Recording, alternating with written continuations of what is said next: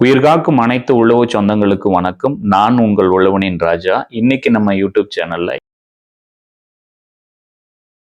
ஈரம் இந்த அளவுக்கு இருந்தாதான் நம்ம சொட்டு நீர்ல இடுபொருள் கொடுக்கறதுக்கு நல்லா இருக்குது. நான் எப்போ எந்த விவசாயம் பண்ணாலும் விதை நேர்த்தி செய்யாம நான் எதுவும் செய்ய மாட்டேன். வைகாசி பட்டம் தான் சிறப்பா பண்ணுவேன்.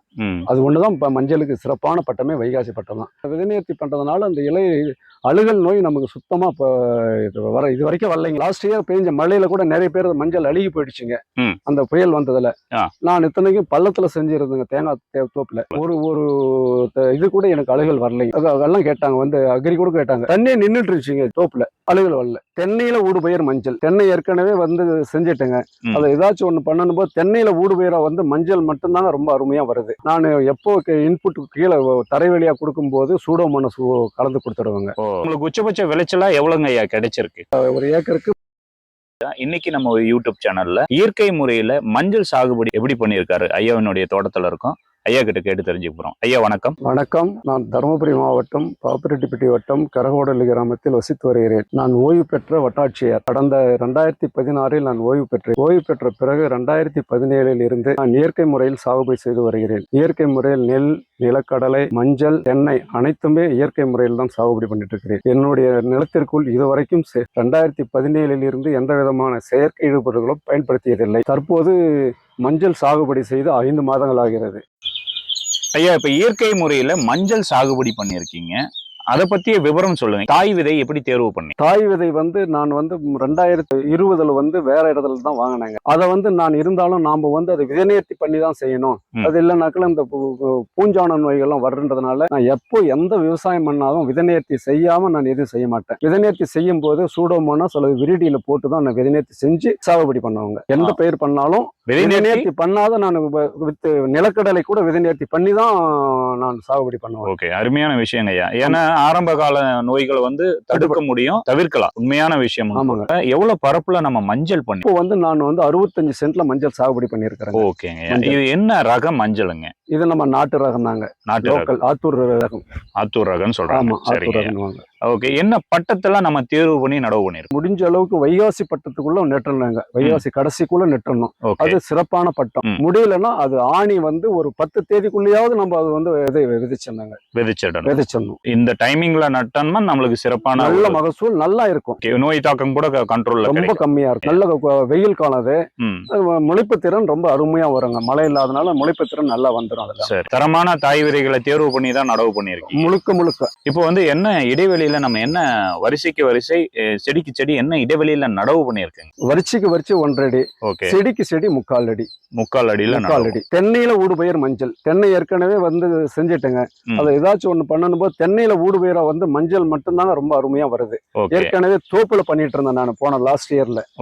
அது வந்து ஒரு ஏக்கர் பண்ணிட்டு இருந்தேங்க. ஒரு ஏக்கர்ல பண்ணும்போது அருமையான மகசூல் கிடைச்சு. ஊடுபயிரா தென்னையில வந்து மஞ்சள் என்று சொல்றது ரொம்ப அருமையான ஊடுபயிரா இருக்கு. இயற்கை விவசாயத்துக்கு வந்த பிறகு நம்மளுடைய மண்ணினுடைய தரம் உயர்ந்திருக்குங்க, மேம்பட்டு இருக்குங்களா? நல்லா மேம்பட்டு இருக்குது.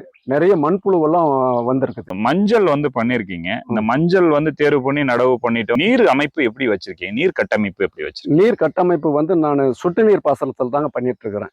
சொட்டு நீர் பாசனத்துல கொடுக்கும்போது நமக்கு அப்பப்போ அதுக்கு இன்புட் உள்ள கொடுக்கும்போது நமக்கு வந்து ஈஸியா இருக்கு. இப்போ அங்க வெஞ்சூரியல் கொடுத்துட்டோம்னா எல்லா இடத்துக்கும் நமக்கு போயிடுது. மஞ்சள் போட்டாலும் மஞ்சள், வேர்க்கடலை இது போட்டாலும் நீர்ப்பாசனம் வந்து சொட்டு நீர் பாசனம் தாங்க. தான் ஐயா, தோட்டத்துல அதாவது மஞ்சள்னு பாத்தீங்கன்னா வேரழுகல் சம்பந்தப்பட்ட பிரச்சனைகள் வந்துட்டே இருக்கும். சரிங்க. நம்ம தோட்டத்துல இப்படி தரமா ஏதாவது வந்து பாத்தீங்கன்னா இப்படி கரெக்டான அளவான ஈரப்பதம் வச்சு சொட்டு நீர் இருக்கிறதுனால நமக்கு வந்து லிமிட்டடான ஈரம் இருக்குதுங்க. அதே நேரத்துல வந்து தண்ணி வந்து இது மணற்பாங்கான பூமியா இருக்கிறதுனால தண்ணி அடிக்கடி ட்ரை ஆயிடுது. நமக்கு பிரச்சனை கிடையாது. ஓகே, இந்த ஈரம் இந்த அளவுக்கு இருந்தாதான் நம்ம சொட்டு நீர்ல இடுபொருள் கொடுக்கறதுக்கு நல்லா இருக்குது. இப்ப ஒரு வாரத்துக்கு ஒரு தடவை ஒரு 3 மணி நேரம் சொட்டு நீர்ல தண்ணி விடுவாங்க. அவ்வளவுதான் விடுறது. அவ்வளவுதான் விடுவாங்க. வாரத்துக்கு ஒரு முறை விடுறது போதுமானது. நமக்கு போதுமானது. லிமிட்டா பாய்ச்சலும் காய்ச்சலுமா இருக்கிற மாதிரி பாய்ச்சலுமா இருக்குதுங்க. அதனால இந்த வேரழுகல் நோய், பூஞ்சான் நோய் எல்லாம் நமக்கு இது எதுவும் இல்ல, தாக்கல் இல்லைங்க. சோ இது மாதிரிதான் நீங்க ட்ரையா வச்சுக்கிறீங்க. ஆமாங்க தண்ணி நிக்க விடவே மாட்டேன். தண்ணி வந்து அப்படியே முறையா வடிகால் வசதியும் பண்ணி வச்சிருக்கீங்க. தண்ணி ஒருவேளை நின்னுதுன்னா வெளியேற்றிடுவோம். சிறப்புங்க ஐயா. ஆனா பாத்தீங்கன்னா சூப்பரா இருக்கு மஞ்சள். அதாவது இது மாதிரி ஈரப்பத அளவு நம்ம மெயின்டைன் பண்ணோம்னா வேர் சம்பந்தப்பட்ட பிரச்சனைகள், வேர் அழுகல் சம்பந்தப்பட்ட பிரச்சனைகள் வராது. 100க்கு 100 வராது. ஒரு மாசத்துக்கு ஒரு தடவை இது சூடோமோனாஸ் சொட்டு நீர்ல கொடுத்துருந்தாங்க. அது இருக்குதோ இல்லையோ, அது ஒரு மாசம் ஒரு தடவை கொடுத்துட்டோம்னாங்களே நமக்கு ஏதாவது டவுட் இருந்தாலும் அது நமக்கு தொந்தரவு இருக்கிறது இல்லைங்க. ஓகேங்க. இந்நாள் வரைக்கும் அந்த மஞ்சள் நடவையிலிருந்து இந்நாள் வரைக்கும் என்னென்ன விஷயங்கள் தரவழியாகும், மேல்வழியாகும், இதுக்கு என்ன அடி உரமாகவும் கொடுத்துருக்கீங்க, கொஞ்சம் விளக்கப்படுத்துங்க ஐயா. அடி உரம் வந்து நுண்ணூட்டம் கொடுத்தாங்க அக்ரோ ஆபீஸ்ல. அதை எருவுல கலந்து கீழே விதைச்சிட்டேன். அதுக்கு பிற்பாடு விதைநேர்த்தி பண்ணி நடவு செஞ்சுட்டேன். நடவு செஞ்சுட்டு பின்னாடி 10வது நாள் ஜீவாமிர்தம் சொட்டு நீர்ல விட்டேன். எவ்வளவு அளவுல விட்டீங்க? 150 லிட்டர், 65 சென்ட்டுக்கு 150 லிட்டர் ஜீவாமிர்தம் தயார் பண்ணி அதை ஃபில்டர் பண்ணி சொட்டு நீர் பாசத்துல கொடுத்தாங்க. மேற்கொண்டு அதுக்கு பிற்பாடு வந்து 10 நாள் கழிச்சு மீன் அமிலம், பாஸ்போ பாக்டீரியா, இது ரெண்டும் சொட்டு நீர்ல கொடுத்தேன். மேல வந்து ஸ்ப்ரேக்கு வந்து மீன் அமிலம், ஈயம் கரைசல், வேற எதுவும் கொடுக்கலைங்க. அதுல சூடோமோனாஸ், இது மூணும் கலந்து மேல ஸ்ப்ரே பண்ணிருக்கீங்க. எல்லாம் தரவழியா கொடுத்துருக்கேன். சரிங்க. இப்ப மஞ்சள்ல அதிகமா வந்து பாத்தீங்கன்னா இலை கருகல் நோய் வருது, அதுக்கு அடுத்து இலை புள்ளி வருது, நிறைய வந்து சத்து பற்றாக்குறையினால வருது, கிழங்கு அழுகல் வந்து நிறைய வருது. நம்ம தோட்டத்துல அந்த பாதிப்புகள் இருக்குங்களா? அது இல்லைங்க, நமக்கு இல்லைங்க, அழுகல் நோய் இல்லை. நான் எப்போ இன்புட் கீழே தரை வழியா கொடுக்கும் போது சூடோமோனாஸ் கலந்து கொடுத்துடுவாங்க.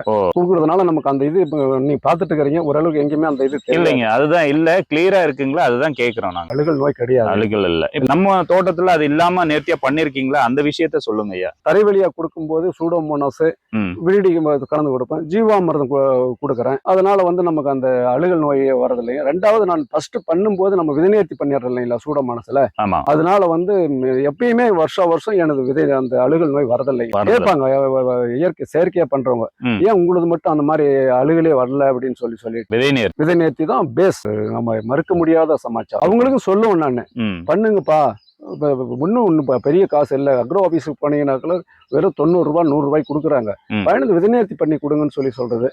அது யாருங்க வளைஞ்சு செய்யறதுன்றது சில பேர் அதை மைண்ட் பண்ணி எடுத்துக்கிறது இல்லைங்க. இது 10 மாசம் கம்ப்ளீட் ஆகணுங்க.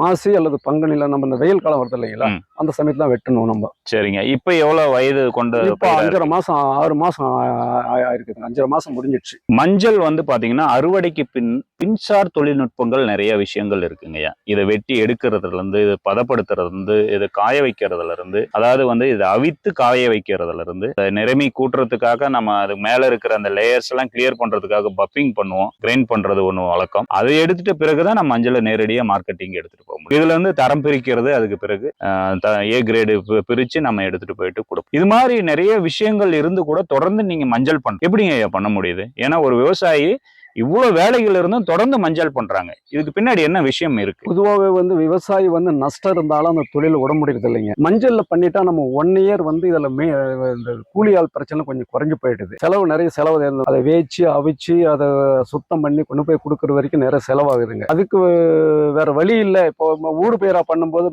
தென்னையில வேற எதுவும் ஊடு பயிர் பண்றது சரியான முறை தெரியலைங்க. அதனால மஞ்சளா இருந்தா பிரச்சனை இல்லை, நமக்கு இதுவும் ஒரு மகசூல் வந்து தென்னையில ஒரு ஊடு பயிர் ஆயிடுது அப்படின்ற நோக்கத்தோட மஞ்சள் பண்ணிட்டு இருக்காங்க. தென்னை வந்து நம்ம என்ன ரகம் பண்ணிருக்குங்க ஐயா? இப்ப நான் பண்ணிருக்கிறது வந்து நெட்டை குட்டை ஒட்டு, வீரிய ஒட்டு ரகம் பண்ணிருக்கிறேங்க. தரமான தாய்கன்றுகளை, தரமான தாய்கன்று அரசாங்க பண்ணையில தான் வாங்கிட்டு வந்து நான் அதை நடவு செஞ்சிருக்கேன். தென்னையில ஊடு பயிர் மஞ்சள், அதுல எந்த மற்ற எதுதான் சொல்றாங்க, இருந்தாலும் நான் பிராக்டிக்கலா அனுபவ ரீதியா பார்த்ததுல வந்து தென்னையில மஞ்சள் தாங்க நல்ல நமக்கு ஊடு பயிர். இது மண் வந்து என்ன மண்ணுங்க ஐயா? இது சரளை மண், மணல் சரளை. ஆமா. சோ அது நீர்பிடிப்பு தன்மை வந்து ரொம்ப கம்மியா தான் இருக்கும். ஆமா. ஆனா கரெக்டா ட்ரை ஆயிடுங்க, தண்ணி இது பண்ணுவோம். இந்த கிழங்கு வகை பயிர்களுக்கு இது சரியான இதுங்க, உடனுக்குடனே ட்ரை ஆயிடும், நமக்கு பிரச்சனை இல்லை. ஓகே. கிழங்கு அழுகல் வராம இருக்கிறதுக்கு இது ஒரு முக்கியமான காரணம் தான். இப்ப மஞ்சள் வந்து இயற்கை முறையில முதல் முறை பண்றீங்களா, இது ஆல்ரெடி பண்ணிருக்கீங்களா? இது 4வது தடவைங்க. 4வது தடவை. இவ்வளவு 4 முறை பண்ணிருக்கீங்க. இதுல இருந்து உங்களுக்கு ஒரு அனுபவம் கிடைச்சிருக்கும். இயற்கை முறையில பண்ணணும்னா இந்த விஷயத்த ஃபாலோ பண்ணா சிறப்பா இருக்கும் அப்படின்னு சொன்னா நீங்க என்ன விஷயத்த சொல்லுவீங்க? நமக்கு இந்த அழுகல் நோய் மெயின் வரதில்லைங்க இயற்கை முறையில பண்ணும்போது. மற்றவங்க செயற்கை முறையில பண்றதுக்கு போகும்போது இயற்கை முறையில பண்ணதுனால இந்த அழுகல் நோய் வரதில்லை. நமக்கு வந்து உங்களுக்கு எப்படி இருக்குதுன்னு கேட்டு நம்ம கிட்ட நிறைய விதமஞ்சள் வந்து கேக்குறாங்க. ஒரு ஏக்கருக்கு எவ்வளவு ஈல்டுங்க எடுத்திருக்கீங்க? நான் இப்போ வந்து லாஸ்ட் இயர் வந்து 1 ஏக்கர் பண்ணிட்டு இருந்தேங்க. 1 ஏக்கர் பண்ணதுல வந்து விதை மஞ்சள் வந்து ஒரு 300 கிலோ கொடுத்துட்டேன். 300 கிலோ கொடுத்துட்டு மீதி வந்து கம்ப்ளீட்டா பாலிஷ் பண்ணி எடுத்துட்டு போய் அந்த ஃபுல் பேக்கில் 11 சாக்கு வச்சுட்டு வந்துருக்குறேங்க. ஓகே. 11 சாக்குன்னா 1200 கிலோ 1300 கிலோவுக்கு கம்மி இல்லாத வருங்க. சரிங்க. இப்போ நீங்க வந்து பண்ணியிருக்கிறது ஒரு 3/4 ஏக்கர் அளவு பண்ணியிருக்கீங்க. 65 சென்ட் பண்ணி. செலவுன்னு பார்த்தீங்கன்னா இதுக்கு 65 சென்ட்டுக்கு எவ்வளோ ஆச்சு? உழவு ஓட்டுறது நான் கம்ப்ளீட்டாக வாடகை வண்டி தான் வச்சு ஓட்டிட்டு இருக்கிறேங்க. 3 தடவை உழவு ஓட்டி இருக்கிறேங்க. மஞ்சள் நடவு செய்யும் போது ஏர்ல தான் கால் ஓட்டினேன். அதுக்கு அது இருக்கு. அப்புறம் லேடிஸ் வந்து மஞ்சள் வச்சுட்டு போனாங்க நடவைக்கு. இதெல்லாம் டோட்டலா எனக்கு வந்து உழவுல இருந்து இப்ப விதை எந்த இருக்கிறதுனால நம்ம அதை ஒன்றும் சொல்ல முடியாது, கணக்கு பண்ண முடியாது. எல்லாம் ஒரு இது வரைக்கும் ஒரு 10,000 ரூபாய் இடுபொருளோட ஒரு 10,000 ரூபாய் ஆயிருக்குங்க. இது வரைக்கும் இந்நாள் வரைக்கும் 5 மாசம் வரைக்குமே நம்மளுக்கு எவ்வளவு ஆயிருக்குன்னா அப்ராக்சிமேட்டா ஒரு 10,000 ரூபாய். விதை கிழங்கு இல்லாம இல்லாம நீங்க எவ்வளவு மகசூல் வரும்னு எதிர்பார்க்க? நான் இப்போ வந்து இதுல அரை ஏக்கரால வந்தாக்கல ஒரு 7 குவிண்டால் 8 குவிண்டால் வருமானு எதிர்பார்த்துட்டு இருக்கிறாங்க. உங்களுக்கு உச்சபட்ச விளைச்சலா எவ்வளவுங்க ஐயா கிடைச்சிருக்கு? ஒரு ஏக்கருக்கு 11 குவிண்டால் 12 குவிண்டால் இயற்கை முறையில பண்றதுக்குள்ள உங்க தோட்டத்துல எடுக்கலாம். ஐயா, இயற்கை விவசாயிகளுக்கு நீங்க என்ன சொல்ல விரும்புறீங்க? அதாவது இயற்கை விவசாயம் செஞ்சு நம்ம உடல்நிலையும் நம்மளுடைய சந்ததியினர் உடல்நிலையும் நல்லபடியா இருக்கும். எந்த விதமான நோய் நொடியும் இல்லாமல் இருக்கலாம்.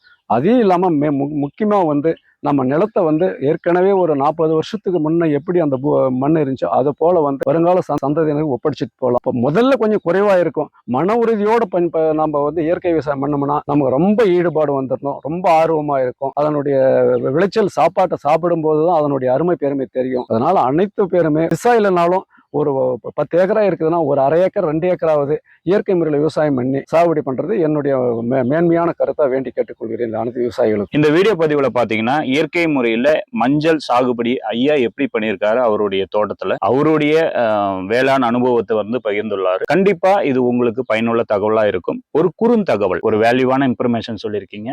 நன்றிங்க ஐயா. நன்றி, வணக்கம். நன்றி, வணக்கம். இயற்கை விவசாயத்தை பத்தி மற்ற ஜனங்களுக்கு கொண்டு போய் பரப்புறதுக்கு நீ வந்து எங்கிட்ட பேட்டி எடுத்ததுக்கு மனமார்ந்த நன்றி. வணக்கம். வாழ்க வளமுடன். நம்ம உழவனின் ராஜா சேனலை சப்ஸ்கிரைப் பண்ணுங்க, லைக் பண்ணுங்க, கமெண்ட் பண்ணுங்க, ஷேர் பண்ணுங்க. மறக்காம ஆல் நோட்டிபிகேஷன் பெல் பட்டனை ப்ரெஸ் பண்ணிக்காங்க. நாங்க பதிவேற்றம் செய்யக்கூடிய ஒவ்வொரு வீடியோக்களும் உங்களை வந்து சேருங்க. உழவை கற்போம், உழவனை காப்போம். உழவோடும் உழவனோடும் உங்கள் உழவனின் ராஜா. அடுத்த உழவில் சந்திக்கிறேன். நன்றி.